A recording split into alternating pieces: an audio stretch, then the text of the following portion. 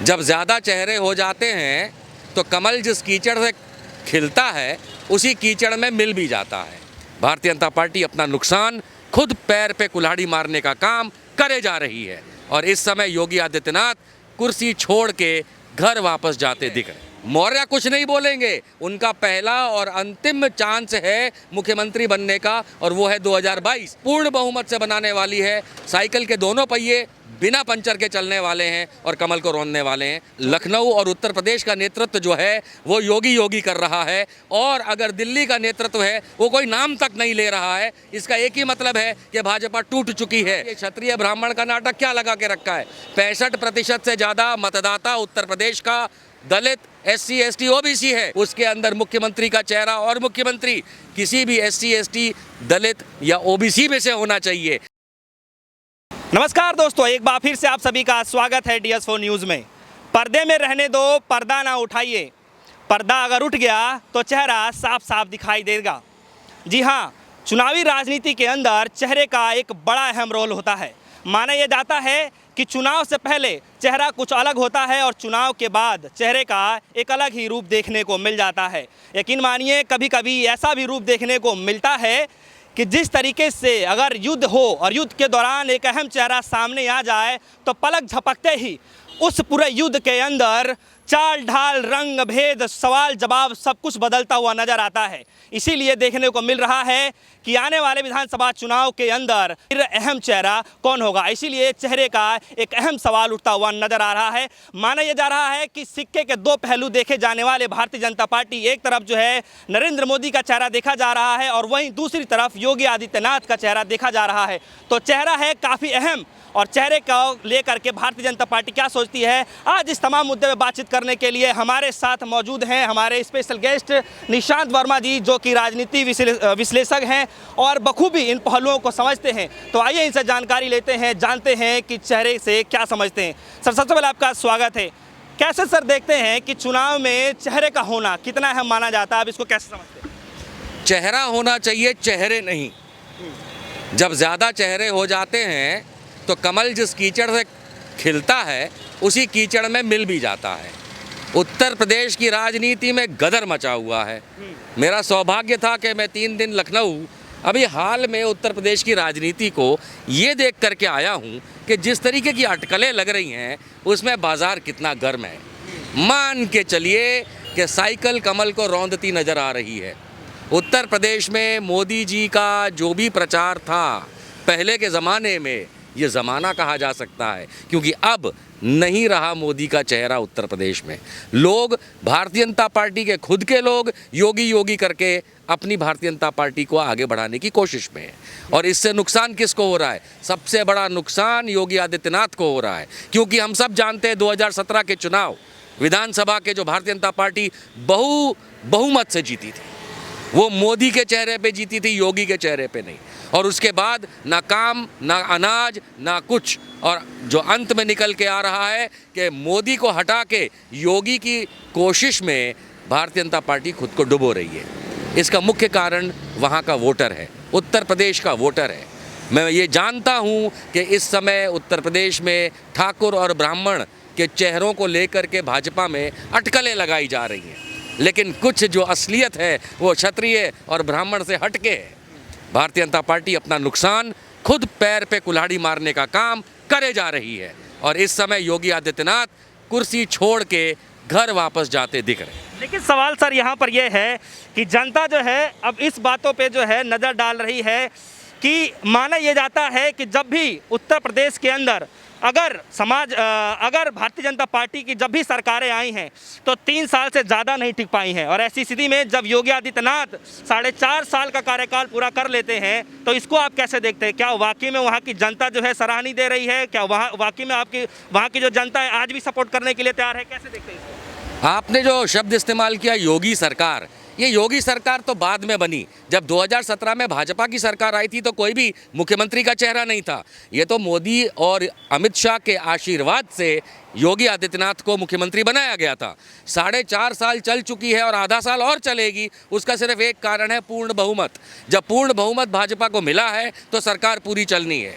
इसलिए इसमें दो राय नहीं है कि पूरे 5 साल कवर करेगी, लेकिन इस 5 साल के बाद क्या वो दोबारा आ पाएगी? नहीं, वो कतई नहीं वापस आ पाएगी, क्योंकि अपने पैरों पे कुल्हाड़ी इतनी ज़ोर से मारी किसने? योगी ने। ना यहाँ पे बेरोजगारी दूर करी, ना उत्तर प्रदेश के अंदर कोई विकास किया, ना किसानों का ख्याल रखा, ना दलितों, SC ST OBC का ख्याल रखा, ना ब्राह्मणों का ख्याल रखा। बस क्षत्रियों का राज दिखा करके अगर आप राजाशाही करेंगे तो लंका दहन तो लाजमी है और लंका दहन होके रहेगी।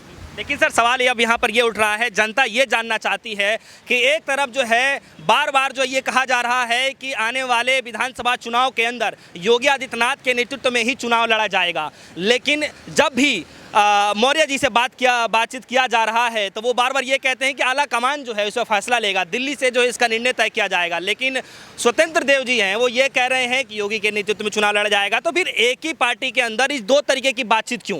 क्या इसमें भी कोई रणनीति चलाई जा रही है, फिर अलग एंगल से आप देखने की कोशिश कर रहे हैं? आपका सवाल बहुत प्यारा है कि इसमें कोई रणनीति है कि नहीं। मेरे हिसाब से इसका सवाल होना चाहिए, क्या कोई फूट दिखाई दे रही है कि नहीं।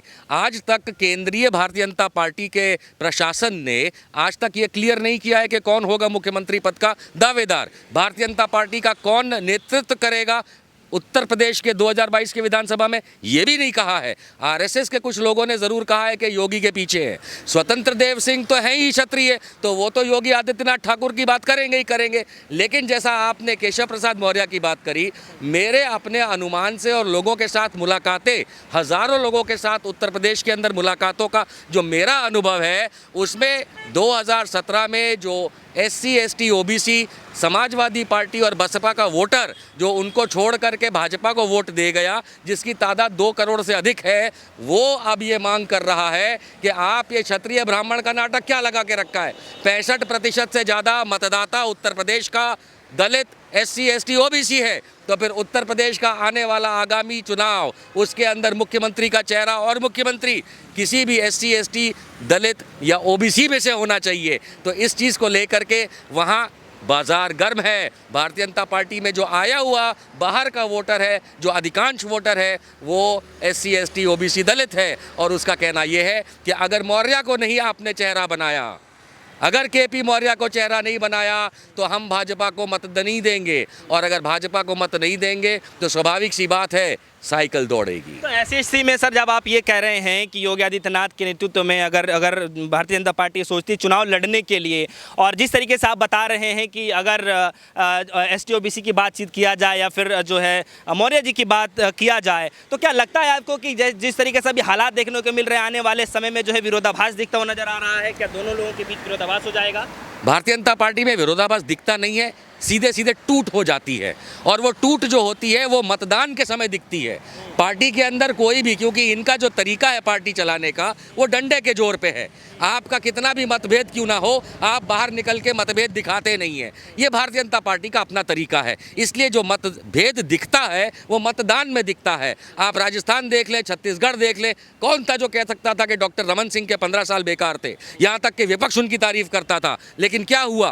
पूरा का पूरा उखाड़ के तंबू फेंक दिया गया। इसी तरीके से उत्तर प्रदेश के अंदर भाजपा में जो टूट है, वो टूट आपको मतदान में दिखेगी। और KP मौर्य को अगर भारतीय जनता पार्टी ने अपना उम्मीदवार नहीं बनाया 2022 का विधानसभा का मुख्यमंत्री पद के लिए, तो मान के चलिए 2 से 2.5 करोड़ मत इनके कम हो जाएंगे। याद रहना चाहिए 2017 में 3.5 करोड़ वोट मिले थे भारतीय जनता पार्टी को, 2 करोड़ सपा को, 2 करोड़ बसपा को, 50 लाख कांग्रेस को। इसमें से जो 3.5 करोड़ वोट मिले थे भाजपा को, वो अधिकांश दूसरी पार्टियों का वोटर था। अब वो वापस घर वापसी कर रहा है और योगी जी गोरखपुर वापस पहुंच रहे हैं। लेकिन जिस हिसाब से केशव प्रसाद मौर्य जी से जो है मीडिया बार बार लगातार बातचीत करती रही है, एक कहावत है कि बिन बोले बोल गए वो और बंद पड़े पट को खोल गए वो। जिस हिसाब से केशव प्रसाद मौर्य जी से सवाल जवाब किया जा रहा है मीडिया के द्वारा, बार बार ये कह रहे हैं कि दिल्ली से इसका नेतृत्व किया जाता है, दिल्ली ही इसका फैसला लेगी। और एक तरफ योगी के जो समर्थक है वो ये कह रहे हैं कि योगी आदित्यनाथ के उसमें लड़ा जाएगा। तो क्या लगता है कि वाकई में जो बंद पड़ा हुआ पट उसको खोलने वाले हैं प्रसाद जी? टूट गई ना भाजपा। ये साबित करता है कि अगर भारतीय जनता पार्टी का लखनऊ और उत्तर प्रदेश का नेतृत्व जो है वो योगी कर रहा है, और अगर दिल्ली का नेतृत्व है वो कोई नाम तक नहीं ले रहा है। इसका एक ही मतलब है कि भाजपा टूट चुकी है। मौर्य कुछ नहीं बोलेंगे, उनका पहला और अंतिम चांस है मुख्यमंत्री बनने का, और वो है 2022। लेकिन हम जानते हैं कि आरएसएस, भारतीय जनता पार्टी ये दलितों, एससी, एसटी, ओबीसी को आगे नहीं बढ़ाती, ये आगे नहीं बढ़ाती। वो बात और है कि मोदी जी ओबीसी में गिने जाते हैं, लेकिन ये कभी भी इन लोगों को आगे नहीं बढ़ाती। मौर्य का पहला और अंतिम चांस है। अभी भी 6-7 महीना दूर है इलेक्शन, तो ये अभी से पत्ते नहीं खोलना चाहेंगे, पट जरूर खुल गए। एक सवाल है सर मेरा कि अगर इस तरीके से विरोधाभास अगर देखने को मिल जाता है तो फिर आने वाले चुनाव के अंदर में जो है किस पार्टी को बड़ा फायदा दिख रहे हैं आप?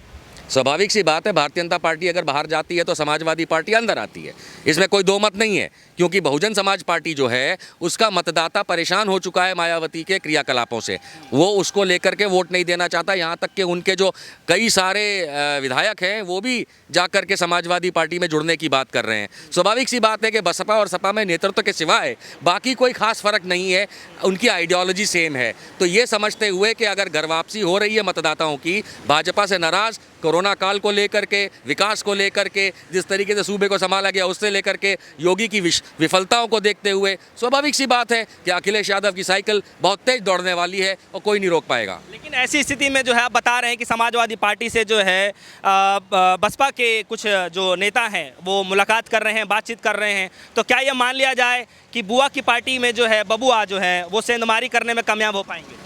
सेंधमारी की बात नहीं है, उनको सेंधमारी करने की ज़रूरत तक नहीं है, क्योंकि माया का जो वोटर है वो उससे परेशान है, कुछ करके वो दे नहीं पा रही, कुछ कहीं कदम उठा नहीं पा रही। तो स्वाभाविक सी बात है कि वो अपने ओरिजिनल पार्टी में वापस चला जाएगा। याद रहे कि बसपा और सपा पहले एक ज़माने में एक ही पार्टी हुआ करती थी। ये तो लखनऊ कांड के जो गेस्ट हाउस कांड है उसके बाद 2 पार्टियाँ अलग बनी, लेकिन जो मतदाता है वो तो वही SC, ST, OBC और यहाँ तक के ब्राह्मण ठाकुर सब मिला करके, और मुसलमान भी, हम किसको ना भूलें, वो सपा और बसपा को वोट करता आया है। जब बसपा खेल में ही नहीं है और अगर सपा दौड़ में है तो साइकिल जो तेज दौड़ रही है सभी उसमें जाना चाहेंगे और भाजपा को हराना चाहेंगे। चलिए अब छोटे से एक सवाल से जो है इस चीज़ को ख़त्म करना चाहेंगे। सवाल अब यहाँ पे ये है कि इसलिए मैं कह रहा हूँ कि जिसकी पार्टी छोटी उसका भी बड़ा नाम है, तो क्या ये पार्टियाँ जो हैं जैसे बूंद बूंद से तालाब भरता है, तो क्या छोटी छोटी जो पार्टियाँ हैं वो एक अहम रोल निभाने वाली इस बार के चुनाव में?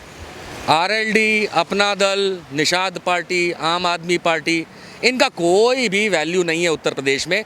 अधिक से अधिक ये किसी 1 या 2 सीटों पे जोर आजमाइश कर सकते हैं। इनकी कीमत तो तब आए कि किसी पार्टी को सरकार बनाने के लिए 2-4 सीटें कम पड़ जाएं, लेकिन ऐसा होता हुआ दिख नहीं रहा। पूर्ण बहुमत के साथ ही मायावती आई थी, अखिलेश आए थे और अब योगी जी बैठे हुए हैं। और अब जो चुनाव होने वाले हैं 2022 में, उसमें जो भी पार्टी बनाने वाली है सरकार पूर्ण बहुमत से बनाने वाली है। साइकिल के दोनों पहिए बिना पंचर के चलने वाले हैं और कमल को रोनने वाले हैं। छोटी पार्टियों का कोई भी इसमें रोल नहीं है। चलिए तो हमारे साथ जो है निशांत वर्मा जी मौजूद रहे, जो कि राजनीतिक विश्लेषक हैं और तमाम तरीके के मुद्दों पे अपने पक्ष रखते हैं बेबाकी से। हालांकि जो है इनका एक्सपीरियंस जो है ये सब कुछ दर्शा देता है कि आने वाले चुनाव के अंदर दरअसल होने क्या वाला है, किस पार्टी का जो है बोलबाला रहने वाला है। क्या वाकई में जो है जितने भी छोटे दल हैं वो एक अहम भूमिका निभाने वाले हैं? क्या वाकई में जो आने वाले समय में अगर भारतीय जनता पार्टी अपने चुनाव को लेकर के अगर चेहरा साफ नहीं करती है तो उसका एक बड़ा प्रभाव पड़ने वाला है? फिलहाल के लिए ये तो काफ़ी ज़्यादा जो है लोगों का एक विषय रहेगा और आने वाले समय में जो लोगों की निगाहें इसी बात पर लेकर के टिकी रहेंगी कि भारतीय जनता पार्टी जो है अब क्या करने वाली है, उसका अगला कदम जो है किस तरीके से होने वाला है। फिलहाल के लिए इतना ही। जुड़े रहेगा हमारे साथ, एक तरीके DS4 न्यूज़। धन्यवाद।